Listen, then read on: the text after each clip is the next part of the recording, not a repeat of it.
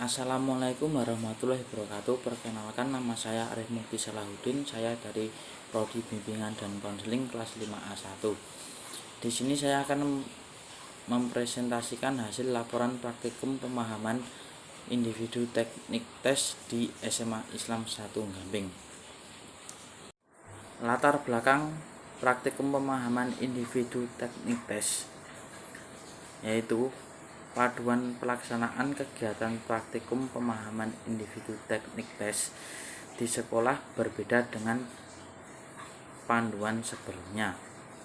Semua kegiatan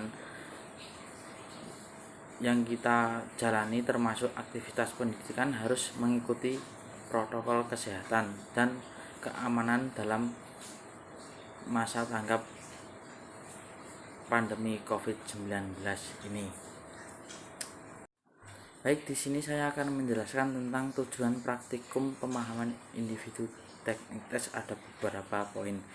Ada 6 poin, yaitu yang pertama, melatih kemampuan, kompetensi, dan keterampilan akademik profesional mahasiswa sebagai calon konselor.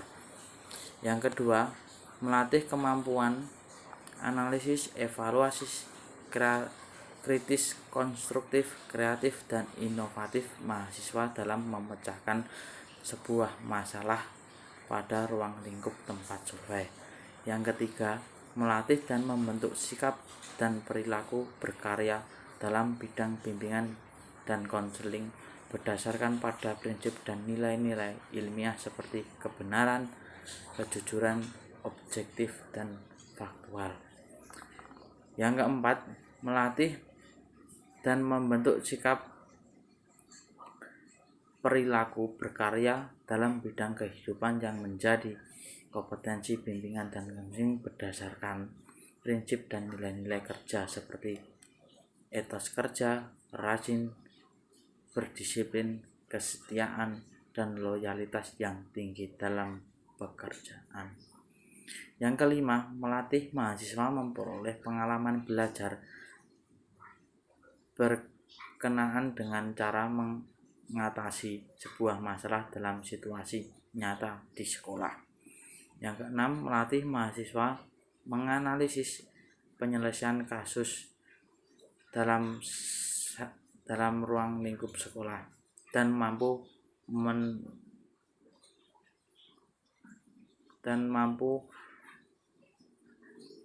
menyelesaikan berbagai bantuan yang telah diberikan. Manfaat praktikum pemahaman individu teknik tes yaitu ada 3. Yang pertama, memahami hakikat asesmen. Yang kedua, memilih teknik asesmen sesuai dengan kebutuhan pelayanan bimbingan dan konseling. Yang ketiga, menyusun dan mengembangkan instrumen asesmen untuk keperluan bimbingan dan konseling. Baik, di sini saya akan menjelaskan profil tentang SMA Islam 1 Sleman. SMA Islam 1 Sleman bertepatan di Jalan Wates KM 4 Pelembure, Banyuraden, Gamping, Sleman. Kondisi tempat survei yang saya lakukan ada 2, kondisi fisik tempat survei dan kondisi non fisik. SMA Islam merupakan sekolah yang cukup luas dan bersih, fasilitasnya juga terpenuhi, sekolahnya sudah bagus dan luas. Kondisi non fisiknya, di SMA Islam siswanya berprestasi dalam tingkat kecamatan maupun provinsi, sehingga memenangkan berbagai lomba seperti juara pidato, cerdas cermat, karate, MTQ, bulu tangkis, dan lain sebagainya. Dan guru dan karyawan di SMA Islam 1 Sleman juga ramah dan baik. Dan untuk ekstrakurikulernya ada tambahan, yaitu Iqra dan Tilawatil Quran, pramuka, taekwondo, musik, futsal, dan bulu tangkis. Permasalahan yang sering dihadapi siswa di SMA 1 Sleman itu siswanya yang malas dalam mengerjakan tugas dan sering Ada juga yang sering membolos atau yang mas yang sakit tanpa keterangan juga ada. Ya, baik, saya akan menjelaskan tentang permasalahan yang sering dihadapi siswa yang berkaitan dengan prestasi, minat, bakat, dan kreativitas selama 1 tahun terakhir. Yang pertama, prestasi. Siswa kelas 12 jika bisa menghafal 4-5 juz, dia dibebaskan biaya SPP sampai lulus sekolah. Yang kedua, minat. Permasalahannya yaitu ada di kelas 12 senam PTN, dia ingin masuk ke IPS tetapi nilainya masuk ke IPA. Bakat, siswa bisa menghafal Al-Quran 4-5 juz. Yang selanjutnya, solusi permasalahan yang pernah dilakukan sekolah tempat survei yang berkaitan dengan kecerdasan, prestasi, minat, bakat, dan kreativitas siswa. Guru bimbingan dan konseling memberikan atau melakukan home visit, dan guru BK melakukan tindak lanjut apabila permasalahannya belum terselesaikan. Di sini saya akan menjelaskan home visit. Ada beberapa poin. Yang pertama, siswa diarahkan dan ditanya minat jurusannya. Yang kedua, diberikan pandangan dalam dunia kerja. Yang ketiga, siswa dipanggil ke sekolah untuk diberikan dorongan atau motivasi dan semangat untuk belajar agar bisa meraih cita-citanya. Yang keempat, mengerjakan tugas-tugas di sekolah. Guru BK menyuruh siswa untuk mengerjakan tugasnya di sekolah agar guru BK dapat mengamati siswa secara langsung dan mudah. Yang kedua, tindak lanjut. Guru BK biasanya melanjutinya dengan siswa dipanggil ke sekolah. Yang kedua, diberikan pemahaman tentang nilai-nilai tugas. Dan yang ketiga, mengerjakan tugas di sekolah bila kesulitan di rumah. Dan yang keempat, sudah mungkin cukup. Pelaksanaan dan hasil survei yang saya lakukan. Identifikasi kebutuhan layanan bimbingan dan konseling berdasarkan hasil analisis permasalahan dan pengembangan SDM.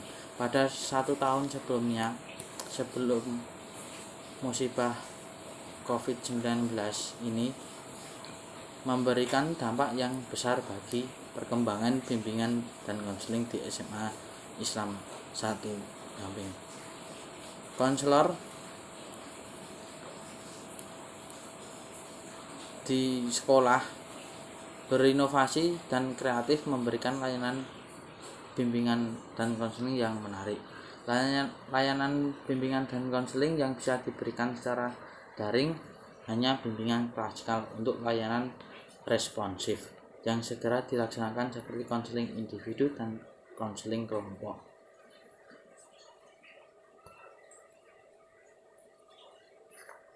Dan sekarang BK di SMA Islam 1 Gamping menyajikan layanan dalam pembelajaran daring dan tatap muka melalui format yang bermakna bagi siswa. Guru BK di SMA Islam di sini berperan untuk mengatasi hambatan belajar peserta didik atau siswanya, pengembangan karakter baik itu di rumah, dan bagaimana membantu siswa dalam pengembangan file skill atau keterampilan hidup sehari-hari. Sasaran pemahaman individu teknik tes. Survei yang saya tuju terhadap bagaimana guru BK melaksanakan tugasnya saat kondisi pandemi ini. Guru di SMA Islam memilih metode belajar yang tepat untuk mengajar agar metode pembelajaran dengan tepat, maka tujuan belajar akan tercapai dengan lebih mudah. Pemilihan metode belajar yang tepat juga akan meningkatkan motivasi belajar siswa yang minat belajar siswa, sehingga akan tercipta suasana belajar yang menyenangkan, dan pihak sekolah diharapkan memberikan dukungan yang optimal untuk mendukung pembelajaran online yang dilaksanakan oleh para gurunya. Di sini saya akan menjelaskan tentang teknik pelaksanaan survei, yaitu ada materi, metode pelaksanaan, kebutuhan dalam pelaksanaan, keterlibatan pihak lain, evaluasi, dan tindak lanjut. Di sini saya akan menjelaskan tentang yang pertama, materi. Pengamatan yang saya lakukan di SMA Islam 1 Sleman dengan maksud merasakan, memahami, dan pencatatan pengetahuan dari sebuah sekolah berdasarkan pengetahuan dan gagasan di bimbingan konseling yang sudah dihadapi 1 tahun terakhir di SMA 1 Sleman, untuk mendapatkan informasi-informasi yang dibutuhkan untuk melanjutkan suatu tugas penelitian.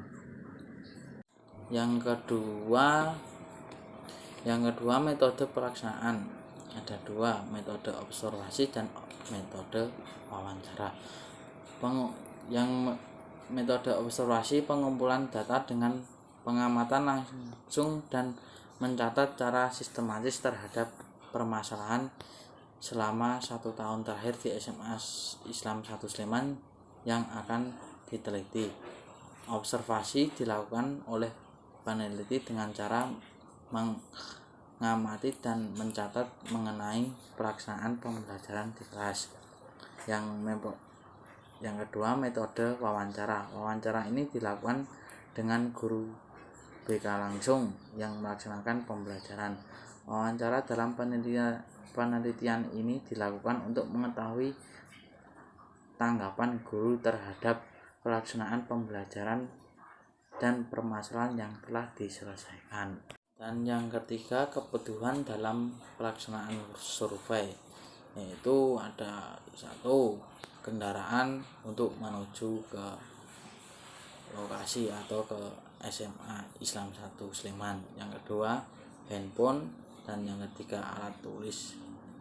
Dan yang keempat, masih menggunakan alat untuk mematuhi protokol kesehatan atau masker dan hand sanitizer. Dan yang keempat, keterlibatan pihak lain. Dalam melaksanakan observasi ini, saya berinteraksi dengan pengurus lingkungan sekolah.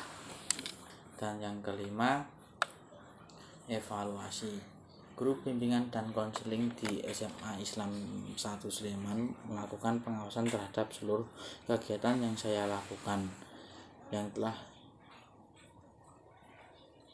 sehingga dijadikan dasar dalam kedisiplinan belajar siswa yang mencangkup dinamika permasalahan siswa dan guru saat pembelajaran online ataupun tatap muka. Yang kedua, permasalahannya. Yang ketiga, solusinya bagaimana. Dan yang keenam, tindak lanjut.